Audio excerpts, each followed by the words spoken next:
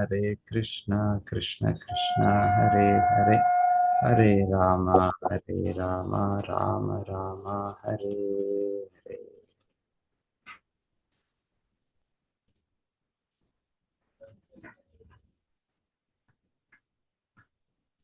सा श्रद्धया भगवद्धर्मचर्यया जिज्ञासया आध्यात्मिक योगनिष्ठया योगेश्वरोपासनया च नित्यं पुण्यश्रव कथया पुण्यया च.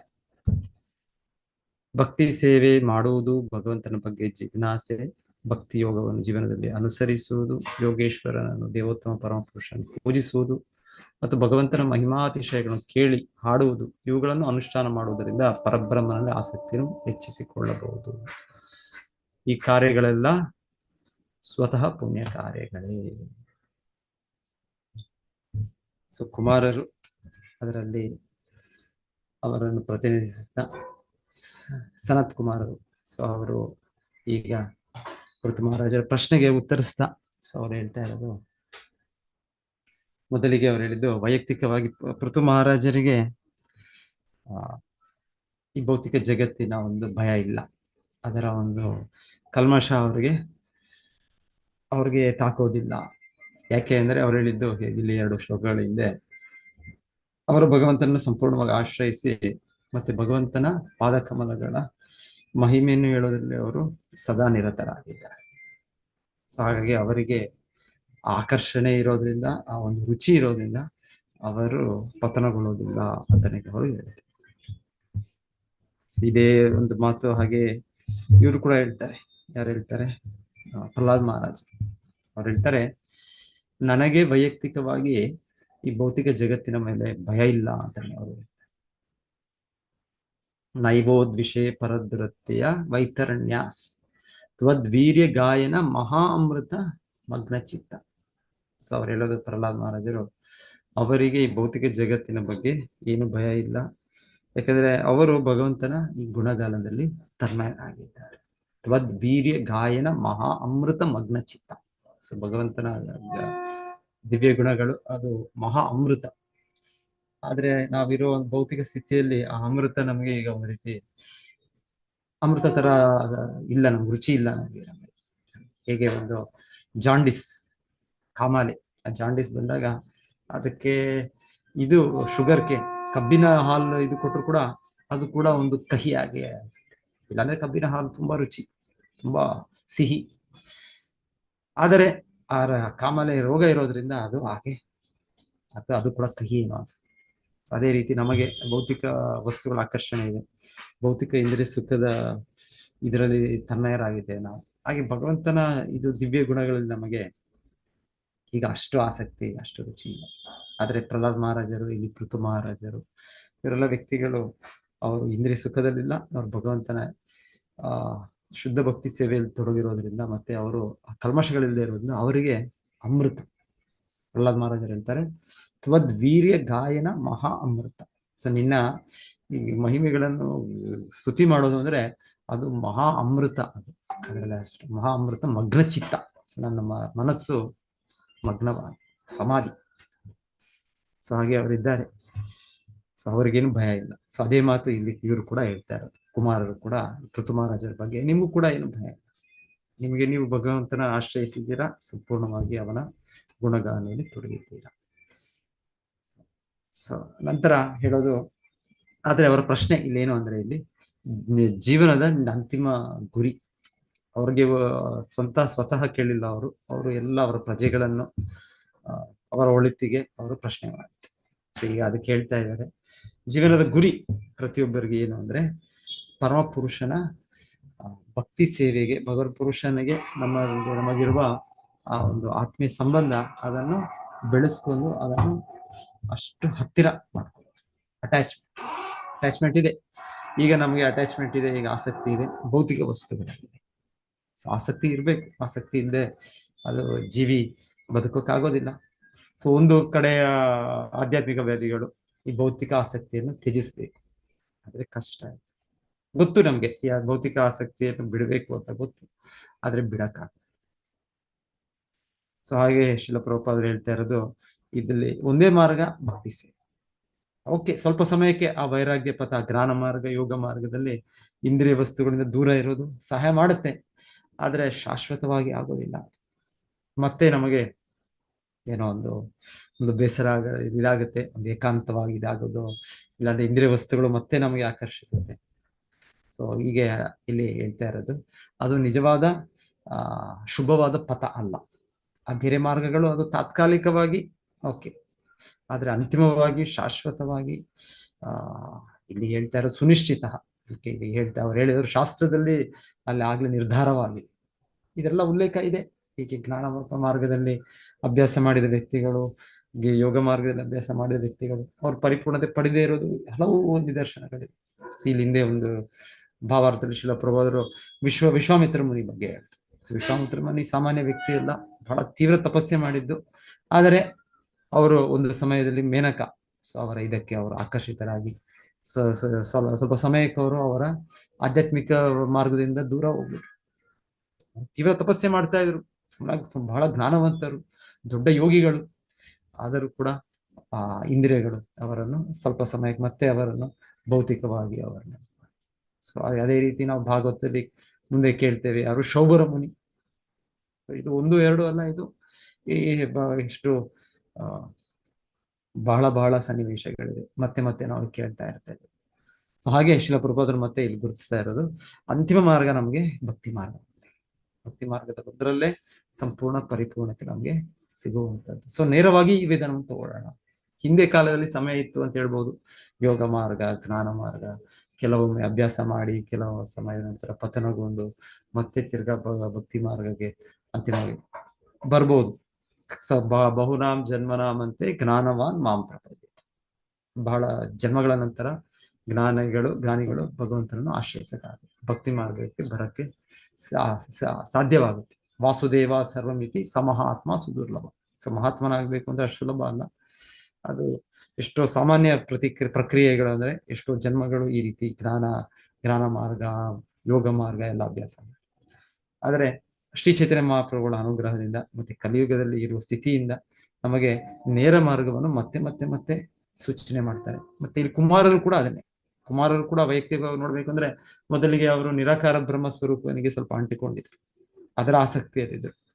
ಅದ ನಂತರ ಅವರು ಶುದ್ಧ ಭಕ್ತರಾದ್ರು. ಆದ್ರೆ ಅವರು ಇಲ್ಲಿ ಆ ವಿಧಾನವನ್ನು ಹೇಳ್ತಾ ಇಲ್ಲ ಯಾರಿಗೆ, ಪೃಥು ಮಹಾರಾಜರ ಪ್ರಜೆಗಳಿಗೆ. ಸೊ ಅವ್ರು ಹೇಳ್ತಾ ಇರೋದಿಲ್ಲ, ಇಲ್ಲ ನೇರವಾಗಿ ನೀವು ಭಗವತ್ ಸೇವೆಯ ಇದು ಯೋಗೇಶ್ವರ ಉಪಾಸನೆಯ, ಭಗವತ್ ಧರ್ಮಚರ್ಯೆಯ. ನೋಡಿ ಈ ಶ್ಲೋಕದಲ್ಲಿ ಎಷ್ಟು ಮತ್ತೆ ಮತ್ತೆ ಮತ್ತೆ ಅವರು ಭಗವಂತನ ನೇರವಾದ ಭಕ್ತಿ ಸೇವೆಯ ಚಟುವಟಿಕೆಗಳು, ಶ್ರವಣ ಕೀರ್ತನ ತೊಡಗಿರುವ ಚಟುವಟಿಕೆಗಳು, ಅದರಲ್ಲಿ ನೀವು ತೊಡಗಬೇಕು. ಮತ್ತೆ ಆ ಮಾರ್ಗದಲ್ಲಿ ನೀವು ಪರಿಪೂರ್ಣತೆ ಪಡೆಯಕ್ಕೆ ಸಾಧ್ಯ ಆಗುತ್ತೆ. ಭಗವಂತನಿಗೆ ಇರುವ ಅವನ ಆತ್ಮೀಯ ಇದನ್ನು ಆಸಕ್ತಿಯನ್ನು ಬೆಳೆಸಕ್ಕಾಗತ್ತೆ. ಬೆಳೆಸೋದಂತ ಒಂದು ರೀತಿ ಅಂದ್ರೆ ಇದು ಆಗ್ಲೇ ಇದೆ ನಮ್ಗೆ, ಆದ್ರೆ ಈಗ ಮುಚ್ಚಿ ಹೋಗಿದೆ. ಹೇಗೆ ಒಂದು ಕಬ್ಬಿಣಕ್ಕೆ ಮತ್ತೆ ಕಬ್ಬಿಣದ ಅಯಸ್ಕಾಂತ ಮ್ಯಾಗ್ನೆಟ್ ಹೇಳ್ತೇನೆ, ಇದೆ ಆಟೋಮ್ಯಾಟಿಕಲಿ ಅಟ್ರಾಕ್ಷನ್ ಇದೆ. ಆದರೆ ಅದಕ್ಕೆ ಕಬ್ಬಿಣಕ್ಕೆ ಏನಾದ್ರು ಧೂಳು ಇದೆಲ್ಲ ತುಂಬಿಕೊಂಡಿದ್ರೆ ಆಗ ಅಯಸ್ಕಾಂತ ಇದ್ರೂ ಕೂಡ ಅದು ಮ್ಯಾಗ್ನೆಟ್ ಇದ್ರೂ ಕೂಡ ಅದ್ರ ಆಕರ್ಷಣೆ ಆಗೋದು. ಹಾಗೆ ನಮ್ಮ ಸ್ಥಿತಿ ಇವತ್ತು. ನಮ್ಮ ಹೃದಯ ಆಕ್ಚುಲಿ ಭಗವಂತನಿಗೆ ಇದು ಕಾತುರತೆಯಿಂದ ಇದೆ, ಆಕರ್ಷಣೆ ಇದೆ ನಮ್ಗೆ. ಆದ್ರೆ ಈಗ ರಾಜಸ ಗುಣ, ತಾಮಸ ಗುಣ, ಕಾಮ, ಲೋಭ ಇದು ನಮ್ಮನ್ನು ತುಂಬಿ ಹೋಗಿದೆ. ಇದು ತುಂಬಿ ಹೋಗೋದ್ರಿಂದ ನಮ್ಮ ಹೃದಯದಲ್ಲಿ ಕೃಷ್ಣನ ಬಗ್ಗೆ ನಮ್ಗೆ ಆಕರ್ಷಣೆ ಇಲ್ಲ. ಅಯ್ಯೋ ಏನು ಯಾರು ಇದು ಕೃಷ್ಣ, ಏನು ಕೃಷ್ಣ. ಸೊ ನಮಗೆ ಆಕರ್ಷಣೆ ಇಲ್ಲ ನಮ್ಗೆ, ಯಾಕಂದ್ರೆ ನಾವು ಭೌತಿಕವಾಗಿ ಕಲ್ಮಶ ಇರೋದ್ರಿಂದ. ಸೊ ಅದಕ್ಕೆ ಇವರು ಹೇಳ್ತಾ ಇರೋದ್ರಲ್ಲಿ ಇಲ್ಲಿ ಈ ವಿಧಾನದಿಂದ, ಈ ಭಕ್ತಿ ಸೇವೆ ಮಾರ್ಗದಿಂದ ಈ ಶ್ರವಣ ಕೀರ್ತನ ಪ್ರಾಧಾನ್ಯವಾಗಿ, ಇದರಿಂದ ಈ ಕಲ್ಮಶಗಳು ತೊಳೆದು ಹೋಗ್ತವೆ. ಈ ಕಲ್ಮಶಗಳು ತೊಳೆದು ಹೋಗ್ತವೆ. ಮತ್ತೆ ಭಗವಂತನಿಗೆ ನಮಗೆ ಇರುವ ಸಹಜವಾದ ನಿಕಟ ಸಂಬಂಧ, ನಿಕಟವಾದ ಆತ್ಮೀಯತೆ ಅದು ಮತ್ತೆ ಅದು ಪ್ರಕಾಶಿತವಾಗುತ್ತೆ. ಪ್ರಭುಪಾದರು ಬಹಳ ಚೆನ್ನಾಗಿ ಇಲ್ಲಿ ಭಾವಾರ್ಥದಲ್ಲಿ ಮತ್ತೆ ಮತ್ತೆ ಹೇಳ್ತಾ ಇದ್ದಾರೆ. ಮತ್ತೆ ಇಲ್ಲಿ ಹೇಳ್ತಾ ಇರೋದು ಅಥಾತು ಬ್ರಹ್ಮ ಜಿಜ್ಞಾಸ ಅಂದ್ರೆ ನಾವು ನಮ್ಮ ಮೂಲ ಸ್ವರೂಪ, ಮೂಲ ಸಹಜ ಅಸ್ತಿತ್ವ ಈ ದೇಹ ಭಾವನೆಯಿಂದ ಹೊರಗೆ ಬರುತ್ತೆ. ಎಲ್ಲ ಕಾರಣ ನಾವು ಇರೋದೀಗ ನಮ್ಮ ತಪ್ಪು ಪರಿಕಲ್ಪನೆ. ನಾವು ಈಗ ದೇಹ ಅಂತ ಗುರುತಿಸ್ಕೊಂಡಿದ್ದೀವಿ. ಅಹಂ ಮಮೇತಿ, ಇದು ನಾನು, ಮತ್ತೆ ಈ ದೇಹಕ್ಕೆ ಸಂಬಂಧಪಟ್ಟದ್ದು ನನ್ನದು, ನನ್ನ ದೇಶ, ನನ್ನ ರಾಷ್ಟ್ರ, ನನ್ನ ಜಾತಿ, ನನ್ನ ಮನೆ, ನನ್ನ ದೇಹ. ಸೊ ಎಲ್ಲ ನನ್ನ ದೇಹಕ್ಕೆ ಸಂಬಂಧಪಟ್ಟ. ಇದು ನಮ್ಮ ಭೌತಿಕ ರೋಗ. ಸೊ ಇದಕ್ಕೆ ನಾವು ಅಹಂ ಮಮೇತಿ, ಮಮಾಹಂ ಇತಿ ಮನ್ಯತೆ, ಇದಕ್ಕೆ ಮಮಕಾರದಲ್ಲಿ ನಾವು ಸಿಕ್ಕಿಬಿದ್ದಿದ್ದೇವೆ. ಸೊ ಇಲ್ಲಿ ಹೇಳ್ತಾ ಇದ್ದಾರೆ, ಇದು ಅಷ್ಟು ಸುಲಭ ಅಲ್ಲ. ಇದರಿಂದ ಹೊರಗೆ ಬರೋದು ಕೇವಲ ಜ್ಞಾನದಿಂದನೋ ಯೋಗದಿಂದಲೋ ಆಗೋದಿಲ್ಲ. ಇದನ್ನು ನಾವು ಈ ಭಕ್ತಿ ಸೇವೆಯಿಂದ, ಭಗವದ್ ಧರ್ಮಚರ್ಯೆಯ, ಯೋಗನಿಷ್ಠೆಯ, ಯೋಗೇಶ್ವರ ಉಪಾಸನೆಯ, ಸೊ ನಿತ್ಯಂ ಇದು ಯಾವಾಗಲೂ ಇದರಲ್ಲಿ ಈ ಭಕ್ತಿ ಚಟುವಟಿಕೆಯಲ್ಲಿ ತೊಡಗಬೇಕು. ಸೊ ಇಲ್ಲಿ ಶಿಲಪ್ರಭುಪಾದರು ಬಹಳ ಯೋಗೇಶ್ವರ ಅಂದ್ರೆ ಭಗವಂತನೊಬ್ಬನೇ ಅಲ್ಲ ಯೋಗೇಶ್ವರನು, ಭಗವಂತನೇ ನಿಜವಾದ ಯೋಗೇಶ್ವರನು. ಆದ್ರೆ ಅವನ ಸಂಬಂಧದಲ್ಲಿರುವ ಶುದ್ಧ ಭಕ್ತರು ಕೂಡ, ಅವರು ಕೂಡ ಯೋಗೇಶ್ವರರು. ಅವರನ್ನು ಕೂಡ ಭಗವಂತನ ಗೀತೆಯಲ್ಲಿ ಹೇಳೋ ರೀತಿಯಲ್ಲಿ ಅವರು ಪರಮ ಯೋಗಿಗಳು, ಅವರು ಅತಿ ಶ್ರೇಷ್ಠ ಯೋಗಿಗಳು. ಯೋಗಿನಾಮಪಿ ಸರ್ವೇಶಾಂ, ಎಲ್ಲರ ಯೋಗಿಗಳು ನನ್ನತರು. ಸೊ ಅವರು ಅಂತ ಒಂದು ಶುದ್ಧ ಭಕ್ತರು, ಅವರನ್ನು ಆಶ್ರಯಿಸುವ ಮೂಲಕ, ಯಾಕಂದ್ರೆ ಭಕ್ತಿ ಮಾರ್ಗದಲ್ಲಿ ಆಚಾರ್ಯರು, ಅವರನ್ನು ಆಶ್ರಯಿಸದೆ ನಾವು ಒಂದು ಹೆಜ್ಜೆ ಕೂಡ ಮುಂದೆ ಹೋಗಕ್ಕಾಗೋದಿಲ್ಲ. ಸೊ ಮೊದಲ ಹೆಜ್ಜೆನೆ ಆಚಾರ್ಯ ಉಪಾಸನ. ಭಗವದ್ಗೀತೆಯಲ್ಲಿ ಕೃಷ್ಣ ಹೇಳ್ತಾರೆ 20 ಜ್ಞಾನದ ಅಂಶಗಳಲ್ಲಿ ಆಚಾರ್ಯ ಉಪಾಸನ, ಅವರನ್ನು ಆರಾಧಿಸುವುದು, ಅವರನ್ನು ಆಶ್ರಯಿಸುವುದು. ಸೊ ಆಗ ಇಲ್ಲಿ ಹೇಳ್ತಾ ಇರೋದು, ಇಲ್ಲಿ ಮೊದಲಿಗೆ ಭಗವಂತ ಆಚಾರ್ಯರನ್ನು ಆಶ್ರಯಿಸೋದು, ಗುರು ಆಶ್ರಯ, ನಂತರ ಸದ್ಧರ್ಮ ಪೃಚ್ಛ, ಮತ್ತೆ ಅವರಿಗೆ ಪ್ರಶ್ನಿಸಿ ಆಧ್ಯಾತ್ಮಿಕ ಮಾರ್ಗವನ್ನು ಅರ್ಥ ಮಾಡ್ಕೊಳ್ಳೋದು, ಮತ್ತೆ ಸಾಧು ಮಾರ್ಗಾನುಗಮನಂ. ಸೊ ಗುರು ಅಂದ್ರೆ ಅವ್ರು ಹಿಂದಿನ ಆಚಾರ್ಯರು ಏನ್ ಪಾಲಿಸಿದ್ರು ಅದನ್ನೇ ನಮಗೆ ಬೋಧಿಸ್ತಾರೆ. ಅವರೇನು ಹೊಸ ಮಂತ್ರವನ್ನು ಕೊಡ್ತಾರೋ, ಇಲ್ಲ ಹೊಸ ಒಂದು ಪ್ರಕ್ರಿಯೆಯನ್ನು ಕೊಡ್ತಾರೋ, ಹೊಸ ಒಂದು ಯಜ್ಞವನ್ನು ಕೊಡ್ತಾರೋ, ಹೊಸ ಇದನ್ನು ಸೃಷ್ಟಿ ಮಾಡ್ತಾರೋ ಇಲ್ಲ. ಸೊ ಹಿಂದೆ ಶುದ್ಧ ಭಕ್ತರು, ಆಚಾರ್ಯರು, ಗುರು ಶಿಷ್ಯ ಪರಂಪರೆಯಲ್ಲಿ ಹಿಂದೆ ಏನು ಸಾಧು ಪುರುಷರು ಅಭ್ಯಾಸ ಮಾಡೋದು ಅದನ್ನೇ ಹೇಳ್ತಾರೆ. ಭಗವಂತರು ಗೀತೆಯಲ್ಲಿ ಹೇಳ್ತಾರೆ ಅರ್ಜುನನಿಗೆ, ಬಹವೋ ಜ್ಞಾನ ತಪಸ ಪೂತ ಮದ್ಭಾವಂ ಆಗತ. ಹಿಂದೆ ಅರ್ಜುನನಿಗೆ ಹೇಳೋದು, ಹಿಂದೆ ಎಷ್ಟೋ ಜನ ವೀತರಾಗ ಭಯ ಕ್ರೋಧ ಮನ್ಮಯ ಮಾ ಉಪಾಶ್ರಿತ. ಸೊ ಬಹಳ ಜನ ಹಿಂದೆ ಬಹವೋ ಜ್ಞಾನ ತಪಸ್ಸ, ಅವರು ತಪಸ್ಸೆ, ಭಕ್ತಿ ಸೇವೆ ಚಟುವಟಿಕೆಗಳಿಂದ ಅವರು ಈ ನಿಜವಾದ ಜ್ಞಾನವನ್ನು ಬೆಳೆಸ್ತಾ, ಅವರು ಈ ಭೌತಿಕ ಅನುರಕ್ತಿಯಿಂದ ರಾಗ ದ್ವೇಷ, ವೀತರಾಗ ಭಯ ಕ್ರೋಧ, ಭೌತಿಕ ಅಸ್ತಿತ್ವ ಅಂದ್ರೆ ಬೇಡದೇ ಇರುವ ಒಂದು ನಮಗೆ ಆಸಕ್ತಿ, ಭಯ, ಏನಾಗುತ್ತೋ ಭಯ ನಮಗೆ, ವೀತರಾಗ ಭಯ ಕ್ರೋಧ, ಮತ್ತೆ ಭೌತಿಕ ಆಸೆಗಳು ಈಡೇರಲಿಲ್ಲದೆ ಇರುವಾಗ ನಮಗೆ ಕ್ರೋಧ ಬರುತ್ತೆ. ನಮಗೆ ಅಯ್ಯೋ ಅದು ತೃಪ್ತಿ ಆಗುತ್ತಲ್ಲ ನಮಗೆ. ಆದ್ರೆ ಇದರಿಂದ ದೂರವಾಗಬೇಕು. ವೀತರಾಗ ಭಯ ಕ್ರೋಧ ಹೇಗೆ ಆಗತ್ತೆ? ಮನ್ಮಯ ಮಾಮುಪಾಶ್ರಿತ, ಭಗವಂತನ ಆಶ್ರಯಿಸೋದ್ರಿಂದ, ಭಗವಂತನ ಶುದ್ಧ ಭಕ್ತರನ್ನ ಆಶ್ರಯಿಸೋದ್ರಿಂದ ಭಗವಂತನ ಆಶ್ರಯಿಸೋದು. ಸೊ ಬಹವೋ ಜ್ಞಾನ ತಪಸ್ಸ, ಅವರೆಲ್ಲರೂ ಕೂಡ ಹಿಂದೆ ಎಷ್ಟೋ ಜನ ಅವರು ಪೂತ ಮದ್ಭಾವಂ ಆಗತಃ, ಅವರೆಲ್ಲರೂ ಪರಿಶುದ್ಧರಾಗಿ ನನ್ನ ಹತ್ರ ಬಂದರು. ಸೊ ಈ ವಿಧಾನ ಏನು ಹೊಸದಲ್ಲ, ಇದು ಹಳೆಯದು, ಬಹಳ ಹಳೆಯದು, ಸನಾತನವಾದದ್ದು ಈ ವಿಧಾನ. ಇದನ್ನ ಯಾರು ಸೃಷ್ಟಿ ಮಾಡೋದು ಬೇಕಾಗಿಲ್ಲ, ಇದನ್ನ ಮಾಡೋದು ಬೇಕಾಗಿಲ್ಲ. ಅದನ್ನ ಯಥಾರೂಪವಾಗಿ ಅದನ್ನು ನಾವು ಸ್ವೀಕರಿಸೋಣ. ನಾವು ಇನ್ನೇನು ಬದಲಾವಣೆ ಮಾಡೋ ಅವಶ್ಯಕತೆ ಇಲ್ಲ, ಹೊಸ ಮಂತ್ರ ಕಂಡುಹಿಡಿಯೋ ಅವಶ್ಯಕತೆ ಇಲ್ಲ. ಹರೇ ಕೃಷ್ಣ ಕೃಷ್ಣ ಕೃಷ್ಣ ಹರೇ ಹರೇ, ಹರೇ ರಾಮ ರಾಮ ರಾಮ ಹರೇ. ಸೊ ಹೀಗೆ ಭಗವಂತನ ದಿವ್ಯ ನಾಮಗಳು. ಸೊ ಅದನ್ನು ನಾವು ಜಪಿಸೋಣ, ಮತ್ತೆ ಅದನ್ನ ಕೀರ್ತನೆ ಮಾಡೋಣ, ಮತ್ತೆ ಭಾಗವತ ಗ್ರಂಥಗಳು ಇದನ್ನು ಶ್ರವಣ ಮಾಡೋಣ, ಇದನ್ನು ಅರ್ಥ ಮಾಡ್ಕೊಳ್ಳೋಕೆ ಪ್ರಯತ್ನ ಪಡೋಣ, ಚರ್ಚೆ ಮಾಡೋಣ. ಮತ್ತೆ ಇದರಲ್ಲಿ ಕೊಟ್ಟೆಯಾಗಿ ಹೇಗೆ ಆಚಾರ್ಯರು ನಮಗೂ ನಾವು ಅಭ್ಯಾಸ ಮಾಡಿ ಇನ್ನೊಬ್ಬರು ಕೂಡ ಇದನ್ನು ಅಭ್ಯಾಸ ಮಾಡೋದು ಅವಕಾಶ ಕೊಡೋ ಒಂದು ಪ್ರಯತ್ನ ಮಾಡೋಣ. ಸೊ ಇದರಿಂದ ಇಲ್ಲಿ ಹೇಳ್ತಾ ಇದ್ದಾರೆ, ಇಲ್ಲಿ ನಮಗೆ ಭಗವಂತನ ನಮಗೆ ಇರುವ ಆಸಕ್ತಿ ಸಹಜವಾಗಿ ಬೆಳೆಯುತ್ತೆ. ಇದು ಬೆಳೆಯೋದ್ರಿಂದ ಕೇವಲ ನಾವು ಭೌತಿಕ ಇದನ್ನು ಬಿಡ್ಬಹುದು, ಈ ದೇಹದ ಭಾವನೆಯನ್ನು ಬಿಡ್ಬಹುದು, ಭೌತಿಕ ಕಲ್ಮಶಗಳನ್ನು ಕಾಮಕ್ರೋಧವನ್ನು ಬಿಡ್ಬಹುದು. ಬೇರೆ ಯಾವ ವಿಧಾನ ಇಲ್ಲ.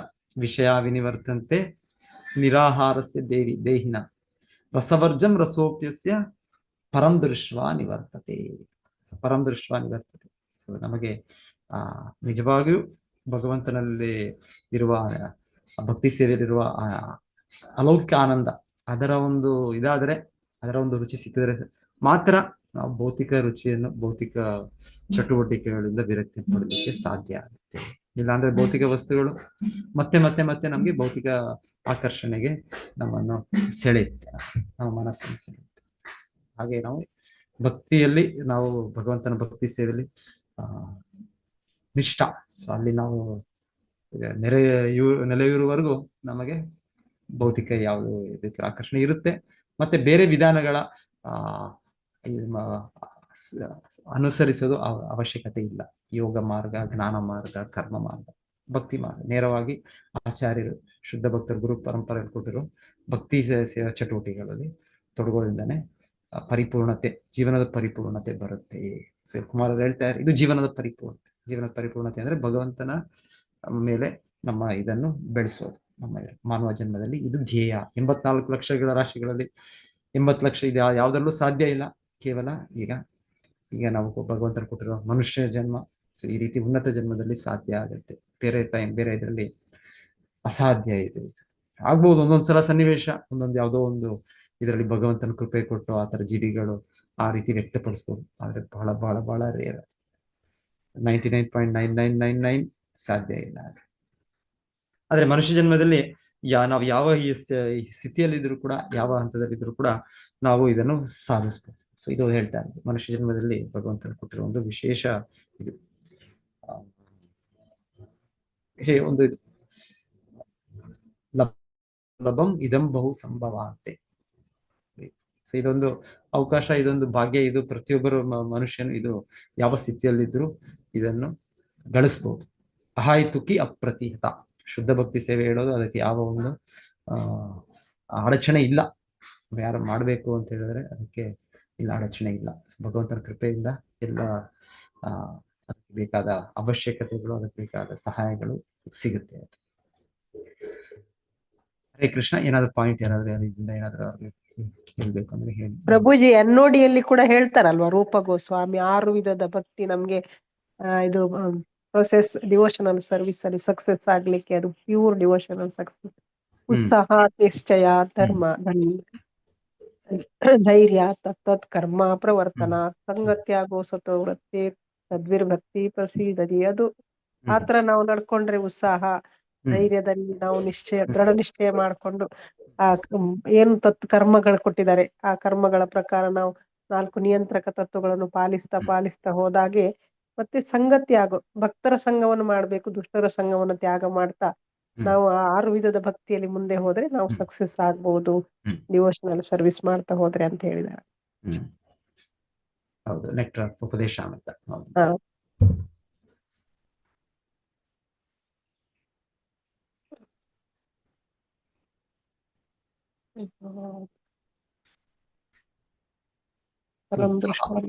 ಫಸ್ಟ್ ಒನ್ ಉತ್ಸಾಹ ಇರ್ಬೇಕು, ಉತ್ಸಾಹ ಭರಿತವಾಗಿರ್ಬೇಕು.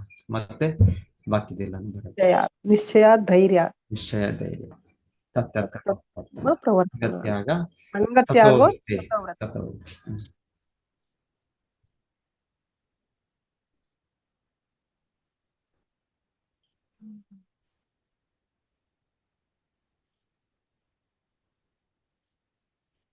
ಧನ್ಯವಾದಗಳು ಮಾತಾಜಿ. ಹರೇ ಕೃಷ್ಣ. ಎಲ್ಲರಿಗೂ ಧನ್ಯವಾದಗಳು. ಧನ್ಯವಾದಗಳು ಪ್ರಭುಜಿ. ದೇವಚ ಪತಿತನಾಂ ಪಾವನೇಭ್ಯೋ ವೈಷ್ಣವೇಭ್ಯೋ ನಮೋ ನಮಃ.